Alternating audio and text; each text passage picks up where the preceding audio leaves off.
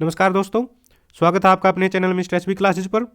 दोस्तों आइए जान लेते हैं कच्चे कर्मचारियों से जुड़ी आज की सभी खबरें, एक एक करके जानते हैं कहां से क्या कुछ खबर आई है। तो आगे बढ़ने से पहले रिक्वेस्ट है, चैनल पर पहली बार आए हैं तो चैनल को जरूर सब्सक्राइब कर लीजिए। देखिए, इस खबर को हमने कुछ दिन पहले दिखाया था कि जो कुछ गार्ड लगे हुए हैं अलग अलग विभागों में, सरकारी विभागों में, तो उनका अनुबंध है जो 31 दिसंबर को समाप्त हो गया था। लेकिन फिर सरकार ने 3 महीने के लिए बढ़ा दिया गया था। लेकिन अब जो खबर आ रही है, वो जो अनुबंध बढ़ाया गया है 3 महीने के लिए, वो किन्हीं शर्तों के साथ बढ़ाया गया है। और अभी भी इन कर्मचारियों की नौकरी पर एक तलवार है जो अभी भी लटकी हुई है, समाप्त नहीं हुई है खतरा जो नौकरी जाने का। देखिए क्या कुछ कहा गया है कि जो डीजी हेल्थ है, डीजी हेल्थ सर्विस ने सोमवार को सिक्योरिटी गार्ड की सेवाओं को 31 मार्च तक सशर्त विस्तार दे दिया है।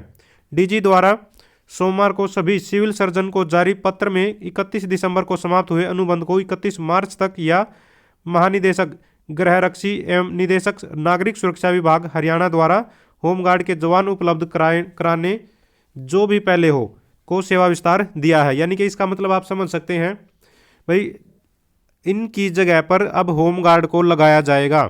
ठीक है, तो या तो इनका जो है अनुबंध पूरा हो जाए 31 मार्च तक, या फिर उससे पहले अगर होमगार्ड की व्यवस्था हो गई तो इन दोनों में से जो भी काम पहले हो जाएगा।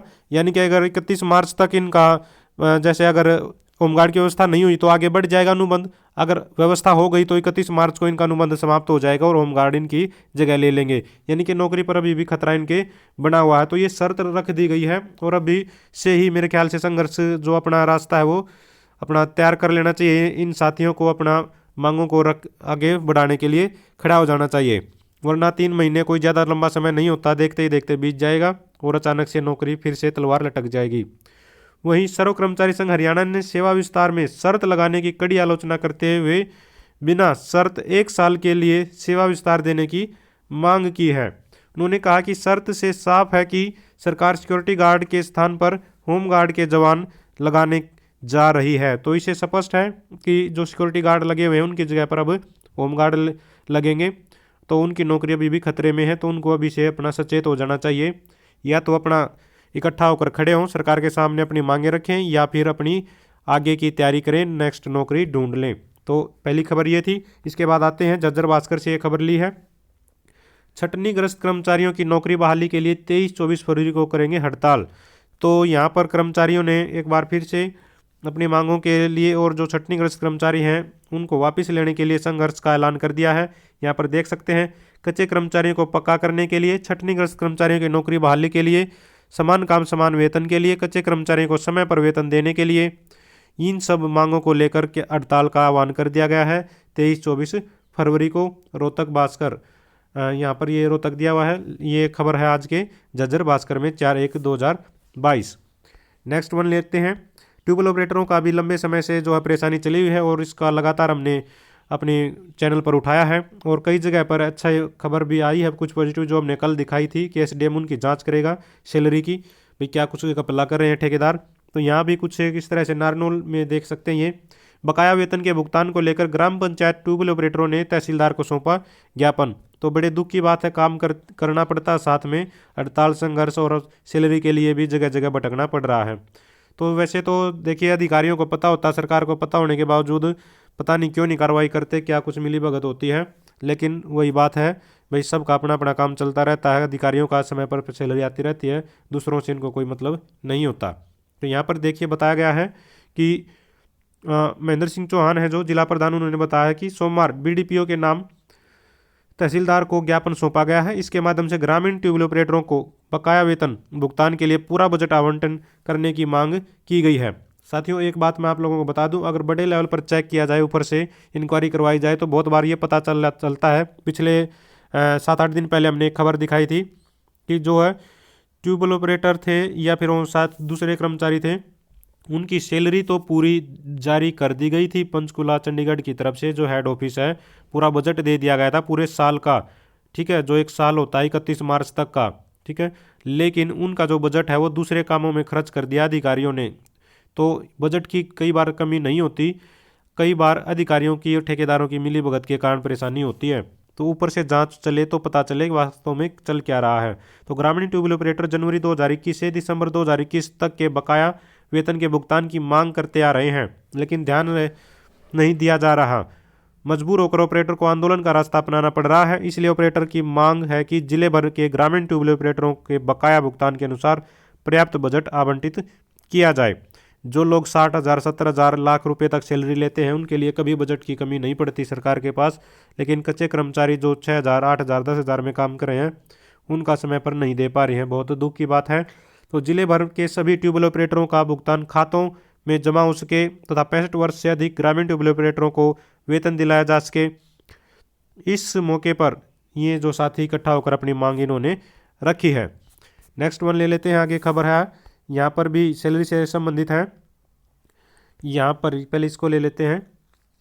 7 माह से वेतन न मिलने पर ठेका कर्मचारियों ने किया प्रदर्शन। तो 7 महीने जिस कर्मचारी को सैलरी मिले हो जाते हैं तो उनके हाल आप लोग समझ सकते हो क्या कुछ होगा आज के महंगाई के ज़माने में। जब अगर 1 महीने की सैलरी ना मिले तो क्या परेशानी हो सकती है घर में, और यहाँ तो 7 महीने हो गए हैं। तो नगर पालिका कार्यालय ये जाखल से ये देख सकते हैं, ठेकेदारी के अंतर्गत आने वाले कर्मचारियों के ने विगत 7 माह से वेतन न मिलने के विरोध में सोमवार को नपा परिसर में नारेबाजी की। क्या नपा में जो अधिकारी हैं, सीनियर अधिकारी हैं, क्या उनको नहीं पता होता कि क्या कुछ चल रहा कर्मचारियों के साथ? ऐसे मौन बनकर ठेकेदारों के साथ अपना घालमेल करके पता नहीं किस तरह से, मतलब दूसरे आदमी की परेशानी समझने का नाम ही नहीं लेते अधिकारी। सबका अपना अपना काम चलता रहता है। तो यहाँ देख सकते हैं, सर्व कर्मचारी संघ हरियाणा जाखल के ब्लॉक प्रधान मुरारी शर्मा ने बताया कि ठेका कर्मचारियों को बीते 7 महीने से वेतन नहीं मिला है। ठेकेदार द्वारा काफ़ी समय से उन्हें आश्वासन दिया जा रहा है।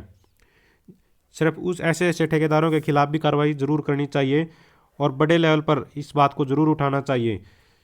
इस तरह का कोई नियम नहीं है कि 7 महीने से सैलरी ना मिले, परंतु कर्मचारियों को अब तक वेतन नहीं मिला है। कर्मचारियों ने कहा कि इससे उनके परिवार भुखमरी के कगार पर। ये तो सिंपल ही बात है, उस ठेकेदार को भी सोचना चाहिए। ये बहुत ही बेशर्मी भरी बात है कि किसी परिवार को, किसी के काम के पैसे को, किसी की मेहनत को इस तरह से लूटा जा रहा है। तो उधारी में, सिंपल बात है, उधारी में मांग कर खाना पड़ेगा जब 7 महीने से कोई सैलरी नहीं मिलेगी। तो बड़े लेवल पर दोस्तों आप लोगों को जाना चाहिए यहाँ पर, अगर आपकी मांग को नहीं सुना जा रहा है तो। इसके बाद यहाँ पर भी है, महेंद्रगढ़ से खबर है, मांगों का समाधान नहीं होने से कर्मचारियों ने जताई नाराजगी। तो इतनी जल्दी तो कौन सुनता है, जब तक ये बड़ा संघर्ष ना हो जाए। अरे आपको पता, अपने देश में जब तक कोई हादसा ना हो जाए तब तक किसी की आंखें नहीं खुलती हैं। ऐसे ऐसी चीज़ें भी घटती रहती हैं। तो यहाँ भी ये महेंद्रगढ़ से खबर है। और ऑल इंडिया PWD मैकेनिकल कर्मचारी यूनियन शाखा महेंद्रगढ़ ने अपने मांगों को लेकर जो है अपना जो है इकट्ठा हुए हैं, ठीक है, और अपनी मांगों को उठाया है। इसके बाद ये ले लेते हैं लास्ट खबर, मांगों को पूरा करने के लिए बिजली कर्मचारी गरजे। तो अनुबंधित कर्मचारी सब, हर डिपार्टमेंट में आपको यही हाल मिलेगा। पता नहीं फिर लगाते क्यों हैं, अगर लगाते हैं तो अच्छे से क्यों नहीं रखते हैं, समय पर सैलरी क्यों नहीं देते हैं। ये बहुत गलत बात है। या तो पक्की नौकरी लगाए, अगर कच्ची लगा रहे हैं तो कम से कम जो सुविधाएं मिलती हैं, जो सैलरी मिलती है वो तो कम से कम उनको समय पर मिलनी चाहिए।